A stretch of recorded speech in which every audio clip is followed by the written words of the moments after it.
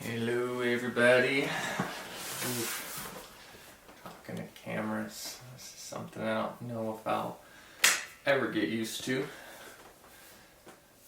So on April 4th, I will be getting on an airplane and moving to Maui to work on an organic farm. And in order to make this trip more possible, I've decided to let go of some, let's say, prized possessions or some of my favorite pieces of art or things that I've done over the years, including the first thing I will present is this painting of Hunter S. Thompson, or specifically Johnny Depp when he played Hunter S. Thompson in the film Fear and Loathing in Las Vegas. This is the artwork from the cover of the movie, so this is something you're interested in. This is one of the objects that I will be selling to fund this trip.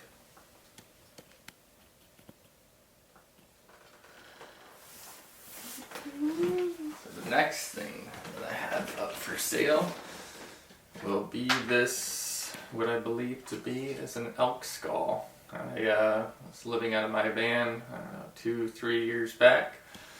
I was down living in the mountains right by Cloudcroft, New Mexico. And every day I'd go out hiking in hopes to find an elk skull. And I think on my 8th day of hiking, probably at least 12 miles a day, just walking around in the woods with a app on my phone to track where my steps were so I wouldn't get good and lost.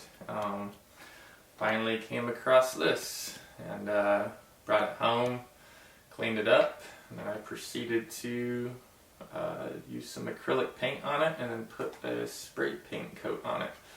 So if this is something you're interested in, I will also be selling this. So, thought it turned out pretty neat. And, good old law of attraction brought me this guy here.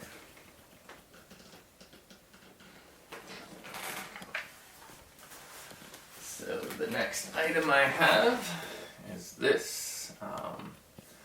When I first found it, I believed it to be an elk jawbone. I actually found it on the same day that I found the elk skull. No, it was not next to it. It was in a different location.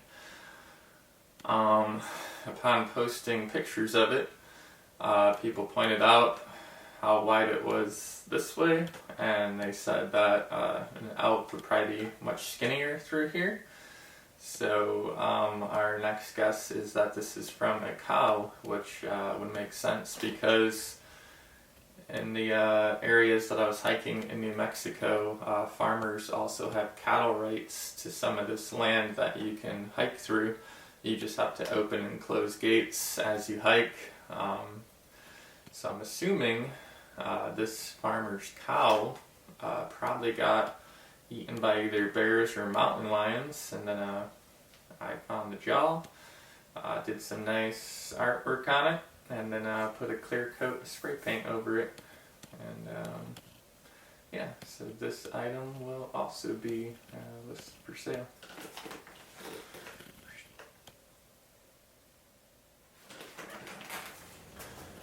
Right, so the next item I have is kind of like a little planter that I made. I was living in South Haven at some point, and I bought this bowl at the thrift store, which I thought was super cool. I believe it's wooden. I think at the bottom, I think it used to say made in Japan. I think I took the sticker off. And then as far as this piece of wood, it was kind of like a hollowed out kind of tree branch that I harvested off of a log in the woods. Down in there we have several lightning stones, all of which I gathered on the shores of Lake Michigan. And what's kind of neat about lightning stones is they're only found a handful of spots in the world, and we have a stretch of Lake Michigan where you can find them. And then this is a good old piece of bamboo. And yeah, so I've had it here with me for a long time. It's sat on my table. But yeah, it's another one of the items I'm gonna let go of to fund this trip. So there it is.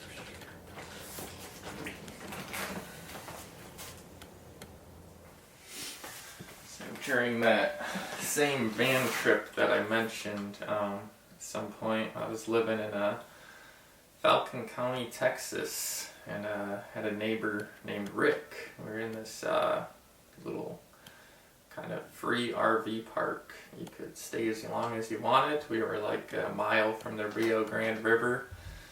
The park itself was nothing exciting, just some like no tall trees, a lot of shrubs, a lot of sharp things, a lot of cactuses, scorpions.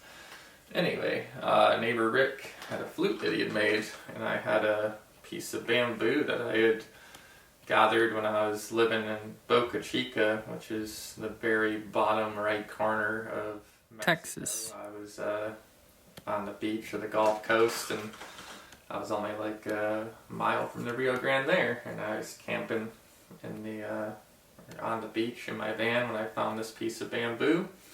Anyways, fast forward back to live in Falcon County, met Rick. He had a flute that he had made, so he taught me kind of exactly. There's like some pretty specific angles I had to be able to cut with carving tools, little knives, all hand tools that I had. But I guess all the trick was in making this part and drilling out some holes. See if I can get it to sound like something for you.